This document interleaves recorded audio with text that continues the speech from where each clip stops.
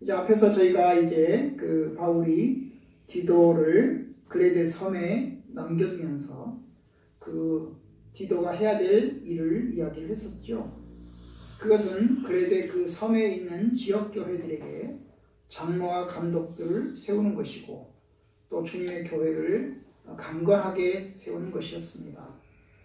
특별히 바울은 이제 그 디도에게 그 장로들을 세우는 이유를 설명하면서 9절에서 이제 특별히 그 장로와 감독이 해야 될 중요한 일 가운데 하나가 믿은 말씀의 가르침을 그대로 지켜야 된다. 이것을 이제 강조를 하였습니다. 다시 말하면 하나님의 말씀에 대한 온전한 순종, 하나님의 뜻에 대한 어떤 올바른 실천, 이런 것들을 이제 강조를 하였습니다. 오늘은 바로 이어지는 부분인데요. 사실은 이제 그 장로와 감독들의 그 자격과도 연결되어 있습니다. 다시 말하면 그 장로와 감독들을 세우는 것이 하나님의 그 신실한 말씀을 실천해야 되는 것이다. 실천해야 되는 것이다. 그런데 왜 실천해야 되냐? 그것은 이제 그 성도들을 그 지역 사회에 있는 신자들로 하여금 뭡니까? 올바른 가르침에 순응할 수 있도록 하기 위해서 그 사도의 권위, 교사의 권위를 가지고 성도들을 가르치기 위해서 그렇게 해야 된다. 이런 이야기를 이제 오늘 말씀 가운데서 하게 됩니다. 왜 이것이 중요하냐 하면 여러분 하나님의 말씀을 가르치는 교사가 신실하게 실천하지 않고 순종하지 않으면 결국 가르칠 수가 없게 됩니다. 만약에 가르치는 교사가 실천하지 않고 순종하지 않으면서 그것을 가르치면 뭐라고 얘기를 할까요? 너나 잘해라. 너나 잘해라. 이런 이야기를 할 겁니다. 너도 못하면서 왜 우리들에게 가르치냐? 이런 이야기를 할 것입니다. 그러니까 가르침의 권위는 실천으로부터 순종으로부터 나오는 것이죠. 바로 그것을 이제 오늘 말씀 가운데서 이야기를 합니다. 이 9절과 10절 사이에, 특별히 10절의 앞부분에 우리나라 말 성경에는 이제 들어가 있지 않습니다. 들어가 있지 않은데 번역해야 되는 말 가운데 하나가 뭐냐 하면 이제 왜냐하면 이라는 말이 들어가야 됩니다. 그러니까 다시 말하면 9절에서 이어지는 것입니다. 이는 능히 바른 교훈으로 권면하고 거슬러 말하는 자들을 책망하게 하려 함이라. 왜냐하면 불순종하고 헛된 말을 하며 속이는 자가 많은 중에 할례파 가운데서 특별히 그러하기 때문이다. 이렇게 이제 번역을 할 수가 있는 것입니다. 그러니까 결국엔 뭐냐 하면 디도가 있는 그 상황이 굉장히 어려운 상황이라는 말입니다. 디도가 하나님의 말씀을 신실하게 실천해야 되고 그 다음에 감독과 장로들이 바른 교훈으로 신실하게 실천해야 되는데 그렇게 해야 되는 이유 가운데 하나가 뭐냐 하면 바로 이 그레데 섬에 있는 상당히 많은 사람들이 하나님의 말씀에 불순종하는 사람들이 많다는 겁니다. 여러분 이 얘기가 불신자들에 관한 이야기를 하는 걸까요? 10절에 보시면 불순종하고 헛된 말을 하며 속이는 자가 많다 그런 이야기를 합니다. 이 그레데 섬의 상황이죠. 그레데 섬의 상황에 불순종하는 사람이 많고 헛된 말을 하는 사람이 많고 그 다음에 속이는 사람이 많다. 거짓말하는 사람이 많다. 뭐 이런 이야기를 했어요.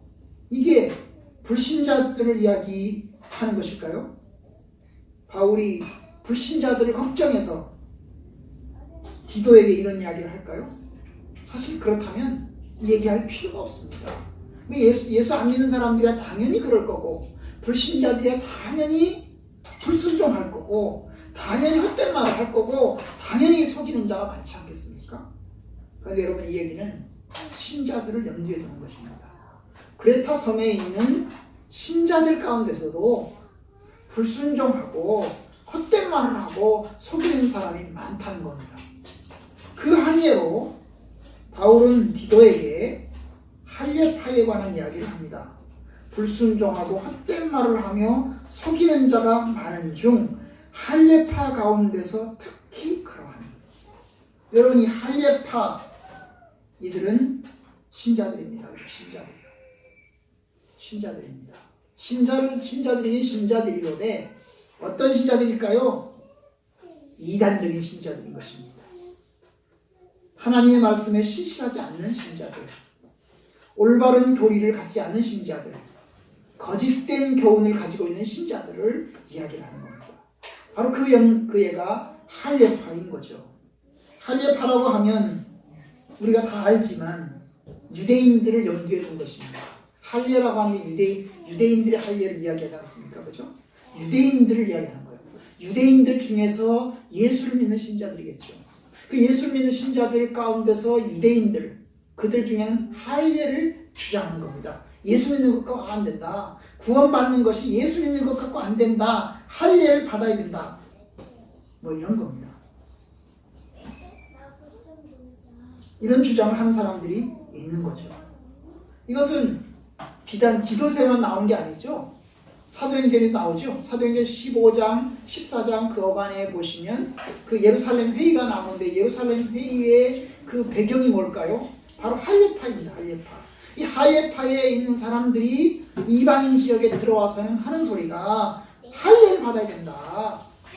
예수 믿는 것 갖고 안 된다. 할례를 받아야 된다. 그리고 율법의 모든 교훈을 다 지켜야 된다. 이런 주장들을 하는 사람들이 생겨났던 것입니다. 여러분, 예수 믿는 것 갖고 안 된다. 예수 플러스 알파, 할례, 율법 이런 이야기를 하면 예수님의 구원의 불안정성을 이야기하는 거죠. 예수님의 십자가의 죽으심이 우리를 구원하는 데 충분하지 않다. 그거 갖고 모자란다. 우리의 공로, 우리의 행위가 필요하다. 이런 이야기를 이제 하는 겁니다. 여러분, 사실 오늘도 2000년대를 사는 지금도 논란이 아직도 끝나지 않은 게 뭐냐면 구약의 말씀을 우리가 어디까지 순종할 거냐, 구약의 가르침을 어디까지 실천할 거냐. 구약의 가르침은 유대인을 위한 거잖아요, 그죠? 뭐 할례라든지, 그 다음에 뭐 십계명이라든지, 성막이라든지, 제사라든지, 뭐 이런 것들이 예수님이 오시기 전에 유대인들에 대한 것이잖아요. 성전이라든지 이런 것들이. 그런데 여러분, 이제 예수님이 오셨잖아요. 새로운 언약이 시작됐잖아요. 예수님이 우리를 위해서 독생자의 십자가에서 죽으셨잖아요. 그러면 새 언약의 길을 가는 신자들은 이제 똑같이 유대인들처럼 할 수는 없는 것입니다. 그런데 여러분 아시는 대로 지금도 구약의 율법을 주장하는 사람들이 있습니다. 예를 들면 제7일 안식일 교회, 그들은 음식 규례를 구약처럼 지키는 것을 요구합니다. 어떤 사람들은 절기를 주장하는 사람이 있습니다. 어느 사이비에서는 지금도 유월절을 지켜야 된다, 뭐 장막절, 초막절을 지켜야 된다, 이렇게 이야기하는 사람들도 있습니다. 구약의 교훈을 어디까지 우리가 실천할 거냐. 아시는 대로 사도행전 15장에서는 그 구약의 규례, 율법과 관련해서 간단하게 정리를 했습니다. 구약의 모든 규례를 지키라고 할 필요는 없다. 그 대신에 다만 몇 가지만 금지시키자. 예를 들면 우상에게 바쳤던 음식을 먹지 않는 일, 목졸라 죽인 짐승의 고기를 먹지 않는 일, 피를 먹지 않는 일, 그리고 음행을 멀리하도록 하는 일, 이런 몇 가지 사항을 예루살렘 회의에서 정하고, 그리고 이방인 지역에 이제 그 예루살렘 회의가 정한 내용을 여기저기에 가르치면서 그것을 실천하도록 하는 내용이 15장에 있지 않습니까? 사도행전 15장에. 그런데 여러분, 그것까지 안 된 겁니다. 사도행전 15장에서 예루살렘 회의가 정한 작정을 가르치고 있지만 그것은 예루살렘 회의가 정한 거고, 여전히 할례파 유대인들에게 있어서는 그거 갖고 안 되는 겁니다. 그래서 여기저기에서 이제 더욱더 할례를 강조하고 유대인들의 규례와 율법을 강조하는 그런 내용들이 여기저기서 나와 있어요. 바울은 이것을 일컬어서 갈라디아서 1장에서 다른 복음이라고 했습니다. 이것은 다른 복음이다. 예수님의 십자가의 복음이 아니고 율법의 복음, 다른 복음이다. 다른 복음을 전하는 사람은 저주가 있을지어다. 그렇게까지 이야기를 했던 것을 볼 수가 있습니다. 그런데 그런 것처럼 이 그레타 섬도 역시 굉장히 심각했던 것입니다. 역시 이단의 어려움, 불순종하고 하나님의 복음에 대해서 철저하게 불순종하고, 그리고 또한 헛된 말을 하고, 그리고 속임을 통해서 교인들을 헷갈리게 하고 미혹하는 그런 가르침들이 역시 그레타 섬도 있었던 것입니다. 그래서 이제 바울은 이런 이야기를 하는 겁니다. 불순종하고 헛된 말을 하며 속이는 자가 많다. 지금도 많다. 그 중에서 특별히 할례파 가운데서 더욱더 그러하다. 더욱더 그러하다. 그러니까 여기 불신자가 아닌 거죠. 불신자가 아니죠. 불신자라면 걱정할 필요 없습니다. 신자와 불신자의 삶이 딱 정해지기 때문에, 딱 구별되기 때문에 굳이 걱정할 필요 없습니다. 그런데 교회 안에 들어와 있는 신자들 가운데서 이단과 관련된 사람들이, 거짓된 교리를 가르치는 사람들이 들어와 있기 때문에 교회가 참 심각한 것이었던 거예요. 그 당시 상황이 그랬던 겁니다. 그 내용 가운데 일부가 이제 14절에 있는데요. 이런 이야기를 합니다. 14절에 보시면 유대인의 허탄한 이야기와 진리를 배반하는 사람들의 명령을 따르지 않게 하려 함이라. 여기 보시면 유대인의 허탄한 이야기라고 하는 말이 나옵니다. 결국 유대인의 가르침인 거죠. 유대교의 허탄한 이야기를 계속해서 주장하는 사람들이 있는 겁니다. 교인들에게. 진리를 배반하는, 예수 그리스도의 십자가의 복음을 순종하지 않고 오히려 잘못된 복음을 따르도록 미혹하고 가르치는 그러한 무리들이 있는 것입니다. 교인들에게. 역설적으로 그들은 참 16절에 보시면 바울은 그들을 결론을 짓습니다. 그들이 하나님을 시인하나 행위로는 부인하니 가증한 자요 복종하지 아니하는 자요 모든 선한 일을 버리는 자니라. 결국 이 사람이 불신자들인 것입니다. 이 거짓된 교리를 가르치는 사람들, 거짓말하는 무리들, 그리고 온통 잘못된 이단으로 사람들을 미혹하는 이 사람들, 이들은 신자들인 거예요. 신자들은 신자들이로되 거짓된 신자들이었던 것입니다. 그들이 하나님을 시인하나. 입으로는 시인한다 그 말이에요. 신자들이다 그 말이에요. 겉으로 나타나는 외모는 신자들이다 그 말이에요. 그런데 그들의 삶은 뭐라고요? 행위로는 부인하는 사람들이다. 십자가의 복음을, 하나님의 그 구원의 완전성을 부인하는 사람들이다 그 말입니다. 그들이 예수를 믿고 교회의 구성원이 되었음에도 불구하고 그리스도의 구원사역의 완전성을 부정하고 오히려 할례와 유대교를 강조하는 가르침을 교인들에게 하는 겁니다. 그들이 하는 주 목적이 뭘까요? 바울은 꿰뚫고 있습니다. 그 당시 상황을 꿰뚫고 있는데 11절에 보시면 이런 자들이 더러운 이득을 취하려고 마땅하지 아니한 것을 가르쳐 가정들을 온통 무너뜨리는도다. 바울은 이 사람들의 목적의 가장 중요한 목적이 뭐라고 했어요? 더러운 이득을 취하려고, 자기 이익을 취하기 위해서 그런 것이다. 왜냐? 사람들이 온전하게 예수 그리스도를 믿고 주님께로 돌아가게 되면 자기네들이 기득권이 상실되는 겁니다. 적어도 자기네들이 유대교의 사람들이 유대교의 가르침 속에 들어있어야 여러 가지 행위와 여러 가지 어떤 행동을 통해서, 여러 가지 율법의 가르침을 통해서 뭔가 뜯어낼 텐데, 사람들로부터 뜯어낼 텐데, 오직 예수 그리스도의 십자가의 구원을 강조하게 되면 그들의 삶에서 뜯어낼 게 없어진다는 겁니다.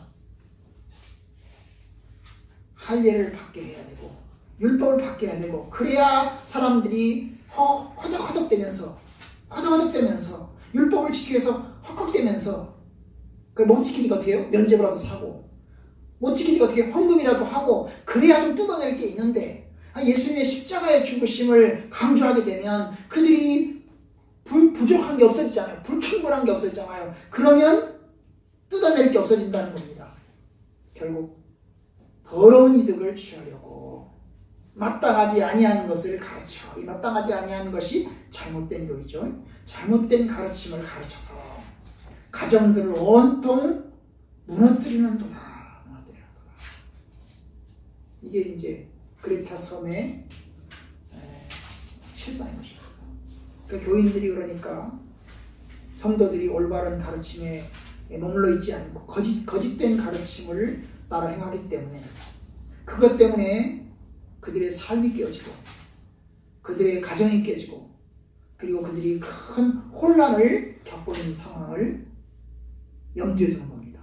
바로 그렇기 때문에 바울은 지도를 올바른 지도자, 올바른 장로와 감독들을 세워서 그들로 하여금 신실하게 하나님의 말씀 사역을 잘 감당하도록 그렇게 말하는 겁니다. 여러분 교회사에서 오늘날도 이제 아까도 말씀드렸지만 구약을 어디까지 인정해야 될까요? 구약을 버려야 될까요? 아니면 철저한 이 구약주의자들도 있지 않습니까? 구약을 철저하게 100%다 지켜야 된다. 100%다 지키려고 하면 그야말로 유대인들처럼 유월절도 지켜야 되고 성전도 지어야 되고 동물제사도 드려야 되고 뭐 그렇게까지 가지 않겠어요? 그렇게까지 할 건가? 아니면 구약을 깡그리 버릴 건가? 그래서 우리는 신약만 받아들이자. 초대교회 어떤 이단들처럼 우리는 신약만 성경으로 받는다. 구약은 거부한다. 그래서 철저하게 신약만 받아들일 건가? 오늘날 교회에서 구약을 전혀 거의 설교하지 않잖아요. 신약만 설교하잖아요. 그죠? 구약은 필요 없는 거예요. 그건 옛날 얘기고 우리는 예수님이 온 다음에 신약만 우리가 배워야 된다. 이렇게 생각하는 사람도 있지 않습니까? 어디까지 해야 될 거냐? 사실 그것 때문에 다양한 분파가 생겨났죠. 그러면 성경은 어떻습니까? 사실 구약과 신약에는 연속성이 있고 불연속성이 있습니다. 연속성이라고 하는 건 뭐냐면 구약에서의 가르침과 신약에서의 가르침이 연결된다는 거예요. 하나님의 율법이 연결된다는 겁니다. 그렇기 때문에 지금 복음 시대에 있어서 하나님의 말씀의 교리를 믿는 사람들, 예수 그리스도의 십자가를 믿는 사람들도 구약의 가르침을 어느 정도 지켜야 된다. 이게 연속성이죠. 불연속성이라는 게 뭘까요?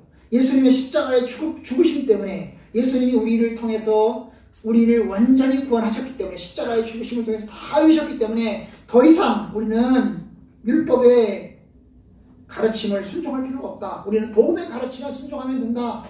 이게 이제 불연속성이지 않습니까? 이거 사이에 긴장 관계가 있는 겁니다. 어떤 이들은 구약은 예수를 믿기 전까지 우리의 죄를 발견하게 하는 것으로 끝이고 예수 그리스도를 발견하고 나면 그 다음에 신약의 가르침을 따라 살아야 된다. 이렇게 이야기하는 사람도 있고 어떤 이들은 구약의 가르침을 우리는 어느 정도 따라야 된다. 예를 들면 제사 규례라든지 이런 건 지키지 않지만 그래도 10계명은 지켜야 되지 않겠냐. 이런 이야기를 하는 사람들도 있습니다. 여러분 우리는 율법을 다 지키지 못합니다. 다행히 우리는 예수님을 통해서 구원받고 그렇기 때문에 우리 행위로는 율법을 다 지킬 수도 없고 또 사실 다 지킬 필요도 없습니다. 왜냐? 우리의 구원은 예수님 때문에 구원받기 때문입니다. 예수님은 율법의 저주에서 우리를 구원하시기 위해서 이 세상에 오셨죠. 그러니까 우리는 주님의 구원을 통해서 온갖 율법을 다 지키지 못해도 우리는 구원함을 얻습니다. 그래도 어느 정도는 우리가 받아야 되지 않겠어요? 그것이 이제 사도행전 15장에서의 규례인 것입니다. 사도행전 15장에서의 규례. 우상에게 바쳐진 제물을 먹지 말고 목매어 죽인 고기 먹지 말고 그 다음에 피를 먹지 말고 그 다음에 음행을 멀리하라. 음행을 멀리하라. 이것은 구약과 연결되는 거죠. 그죠? 구약과 연결되는 것입니다. 구약에서 음행을 금지시켰잖아요. 10계명의 7개 아닙니까? 7개. 그 7개를 신약 시대에서도 금지를 시키고 있는 겁니다. 그러니까 그런 면에서 본다면 우리는 율법의 규례를 어느 정도는 우리가 준수를 하는 것이 맞습니다. 그게 옳습니다. 그런데 이 당시에 그 그레데 섬에 있는 이 사이비들, 불순종하고 헛된 말을 하며 속이는 이 사람들 중에서 하이에파 이 사람들은 완전히 예수님의 십자가의 보고심을 깡그리 무시하고 오히려 철저하게 구약주의를 가르쳤던 것입니다. 이게 바울의 입장에서 볼 때 이단이었던 것이죠. 이단입니다. 사실 바로 그런 점에서 바울은 이제 두 가지를 명합니다. 이 본문에 보면 바울이 이런 상황을 충분히 염두에 두면서 명합니다. 뭐라고 얘기합니까? 11절 시작 부분에 보면 뭐라고 얘기합니까? 그들의 입을 막을 것이야. 그들의 입을 막아야 된다. 그들이 이 잘못된 교리를 가르치지 못하도록, 그들이 헛된 말을 하지 못하도록 그들의 주둥아리를 막아야 된다. 막아야 된다. 또 그런 이야기를 합니다. 13절에 보시면 그러므로 네가 그들을 엄히 꾸짖어라 그런 얘기합니다. 네가 그들을 이 잘못된 교리를 가르치는 이 사람들을 엄히 꾸짖어서 그들이 그러한 교리 가르침을 계속해서 말하지 못하도록 해야 된다는 겁니다. 결국 그들의 가르침을 폭로하고 그들의 거짓됨을 폭로하고 드러내므로 그들이 입 닥치도록, 그리고 그들이 더 이상 성도들을 미혹하지 못하도록 해야 된다. 이게 이제 바울의 권면인 겁니다. 아울러서 교인들을 올바른 진리로, 올바른 교리로 가르쳐야 된다는 거죠. 성도들에게는 올바른 교리로 가르치면서 이단의 가르침, 거짓된 가르침은 또 폭로를 해서 그들의 주둥아리를 닥치도록 해야 된다는 거예요.